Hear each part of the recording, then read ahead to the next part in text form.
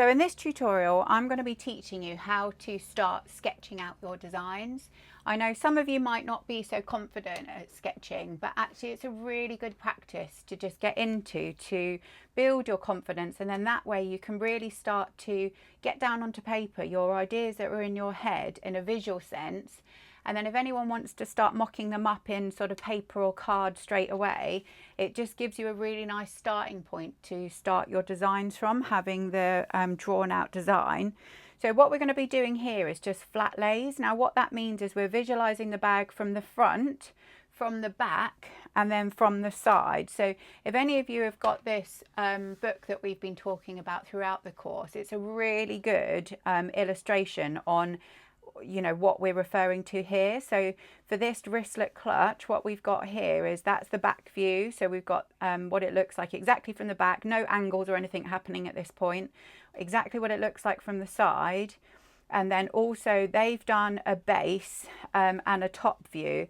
But what we're going to do for ours is have it so that the flat layers from the front, from the back and from the side. And then if we need to, we'll have the bottom and top. And then a bit later on, I'm going to do another tutorial on how to do the more sort of angled three-dimensional drawings. So the best things to use for doing these initially is use a nice 2B pencil. And to begin with, we're just going to be sort of roughly sketching everything out. And I tend to have a ruler as well, so that you can just kind of keep all of your dimensions similar, because when you think of flat lays, actually from the front on, your front and back panel are going to be exactly the same proportions, and then from the side it will be the same height as the front and back, although obviously a bit narrower. So I'm going to have all three of these coming along the bottom of my sketch pad. So I'm just going to draw a little rough line. So this will just indicate where I'm working within the boundary of. I think I'm going to come up to give or take about 7 centimeters up. And for this particular bag, I'm actually drawing a clutch bag that's got a flap. So I'm going 11 for these. And because it's a boxy shape, I am using my 90°.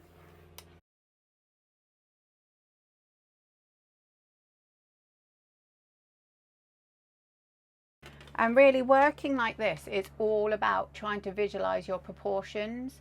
When it comes to working with bags, one of the key things is to really think what the proportions of the bag is, because that really balances it out then. So whenever I'm sort of thinking about, okay, so this is the front of my bag, so we can write that that's the front.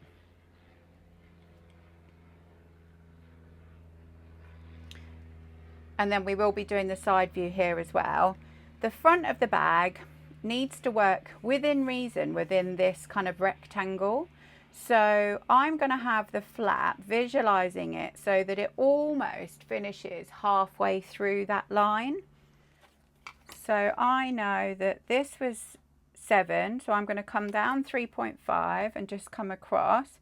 And again, at the moment, this is all just kind of rough lines that will then, I actually really like to go back over them with a pen, because it makes it a really distinct drawing then. But the pencil is just used to kind of roughly get your ideas flowing. I'm just going over this a bit more so that hopefully you guys can really see it. So I think that looks really cute for your proportion for the flap. But I do want to have like a turn lock on this. So I'm now going to start sketching a little bit more freehand when it comes to where the turn lock's going to sit. So it was 11, so the turn lock should go dead center.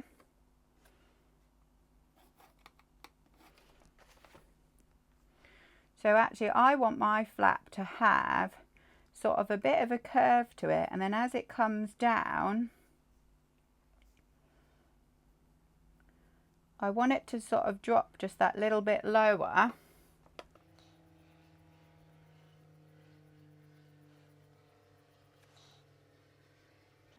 Now it might be that you're, designing or drawing from an existing picture, so always have as much reference in front of you.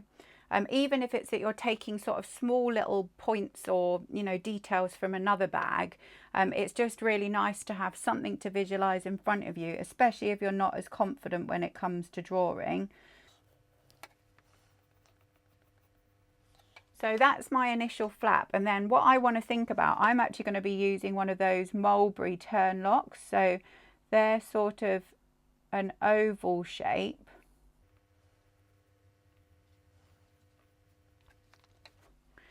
And then with this bag, I know that I don't want to have it really, really boxy in the corner. So again, I'm just going to start softening those corners.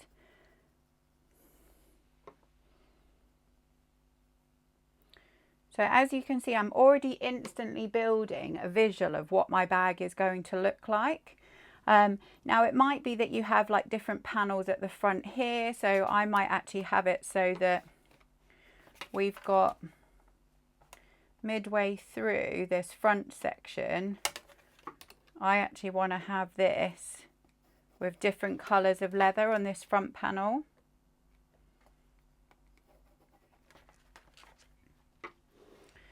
And then what I'm also going to think, so the top here I want to definitely have that so that that's nice and boxy.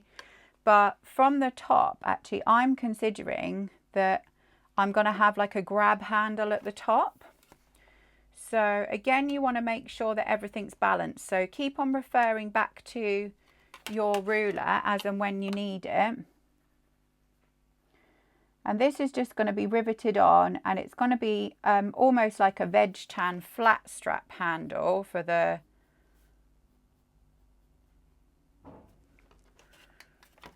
grab handle. So I don't need to do it with too much depth to it, just a couple of mils.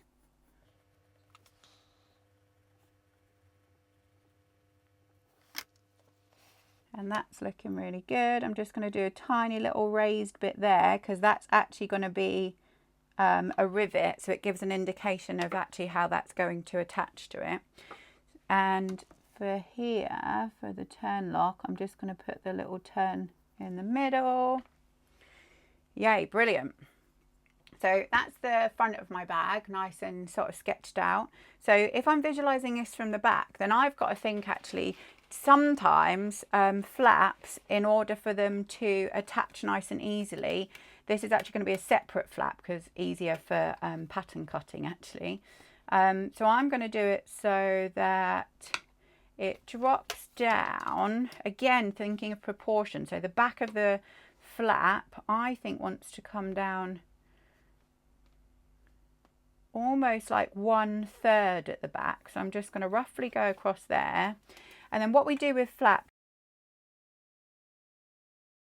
we're slightly going to taper it in a bit at the back in order to get the stitching. So if this is my mini little drawing here, I'm actually going to come in 1/2 centimetre from the edge.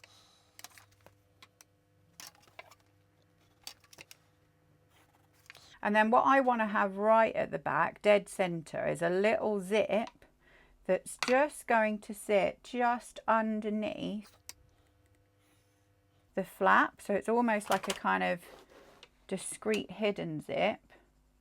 And the zip pull is going to go over there on the left. So that all looks great. And now I can just visualize what it's going to look like from the side as well.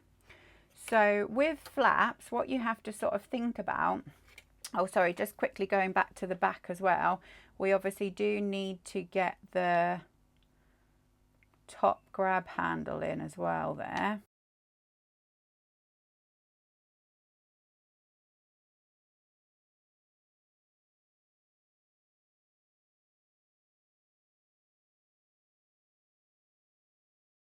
So with flapped clutches, sometimes what happens is you sort of have to think about whether it goes wider at the bottom of the bag or whether you want to have it so it's nice and straight.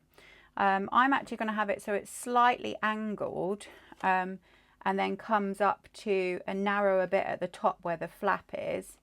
So I'm going to say that it's 4 centimetres wide at the bottom. I'm going to give it a little center so I know how wide to come up at the top as well. And actually I'm going to go 1.5, 1.5, so it only tapers a little bit. And all these times that I'm doing these straight lines, I'm also considering, is there any softening? So in fact we need to do the curves, don't we, at the base at the back there for the sides. But because this is the front of the bag and the back of the bag, the side panel actually wouldn't then necessarily curve, because the gusset or the side panel will basically be bending around that as we go, so that doesn't get any curves in the corner. And then what I'm sort of thinking here is I've visualized that my flap finishes here, so if the flap has just a little bit of lift to it, which naturally they tend to, it's not going to go any higher than that line there. So I need to think, okay, so if that represents the top of my flap, my side panel probably will actually drop just a little bit lower than that.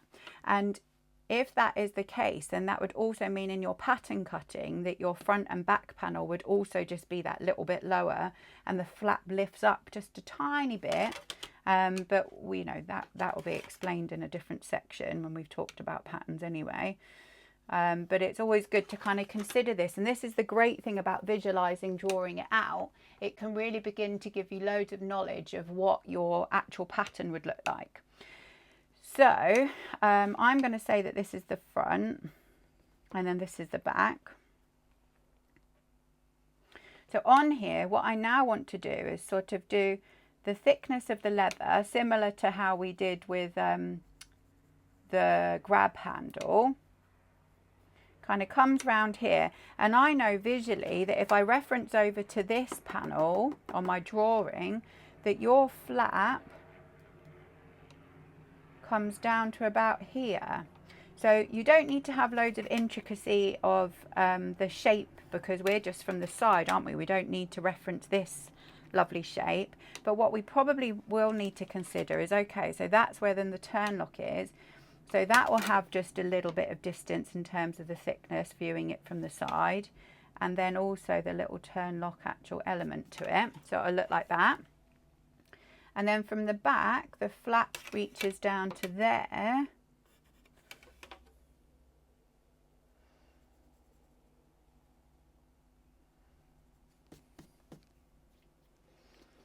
Yeah, that's wonderful. And then for the referencing of where the grab handle goes, we know that it doesn't go any higher than this bit here. And of course, again, you don't need to worry at all about the shape here, because the shape is from the side angle. Actually, all we're seeing is it sort of as a block of leather as opposed to having any shape to it. So that's brilliant. That's basically front, back, and then side panel. So the next thing that I'm now going to draw out is what it looks like from the top. And I'll do the base as well, just for the sake that we know that what everything looks like then. But in terms of actually having detail in this design, I know that I don't really have any other details on the underneath. So I've referenced where the width of this bag is, or sorry, I should say the length of this bag is from the existing lower panels here. So that will represent where the top of this flap is. And then noting from the dimensions on here, so that was 3 centimeters wide right at the very top. So I know that that is then 3 centimeters from there. That will be a visual on what my bag looks like from the top. And this is just with it closed. So it would look like that. Then dead center through the middle will be the lovely grab handle, and I know that we set these so that they're 4 centimeters each side of your midpoint, so it's 11 centimeters in total, the length. So from here out to 4, out to 4, and again I made the width of this handle 8 millimeters, give or take. So you can, from your center, just come out 4 and 4. And again, this is just the rough sketch at the moment. Once you sort of feel really happy with what it all looks like, you can then go back over it. So I'm going to have the rivet there and there. That's how it attaches to the bag. And actually I might slightly round off those veg tan handles to soften where it hits the bag. But that's looking really good. So that's the sort of midpoint. If you want to be sort of really fussy, you can then even just do a slightly wider line at the sort of outer edge of this, because that will represent that your flap is a bit narrower than the base at the bottom. So in fact, actually thinking about it, if it is like that, it won't be wider. It won't be wider here actually, it'll just be wider on the front and the back. So that's looking great. So that's the top view. And obviously again, thinking about the front and the back aspect to this. So this could be the back, this will be the front. We know from the front that it's got the little turn lock, so the turn lock will just be there and have the visual at the front. Okay, so then the base, this will just be nice and easy. So we've already got the length that it needs to be. We know that if we measure at the bottom here, that was 4. So from there 4, or you can use your lines along the pattern master obviously.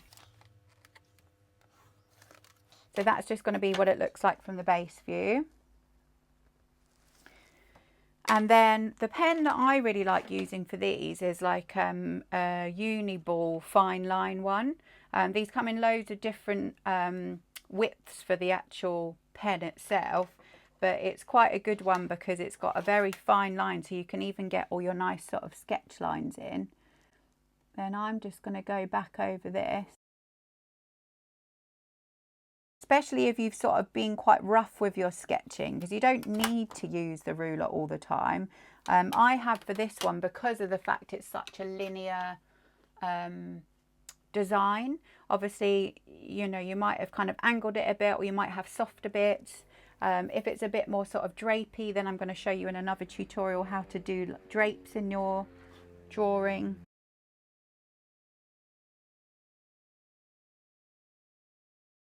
And of course, with things like this, you could even start referencing that it's got the little teeth, or however you want to reference it.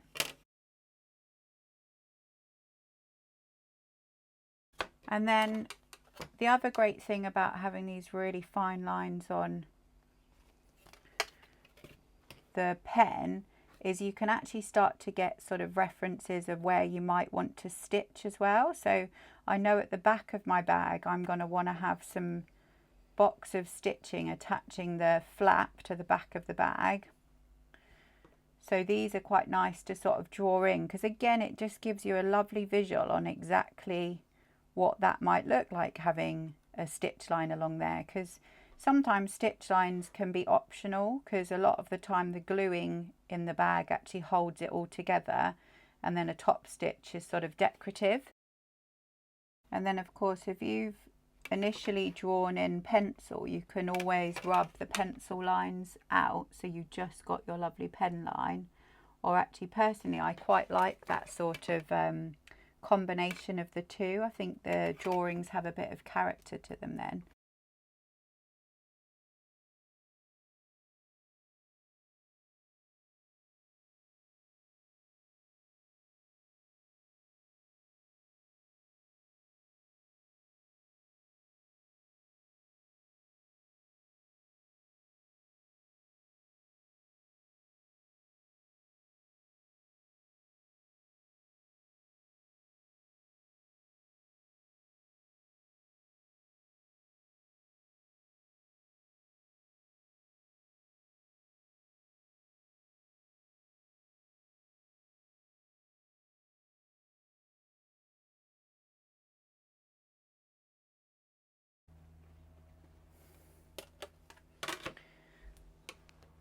So that's your first tutorial complete for a flapped boxy clutch.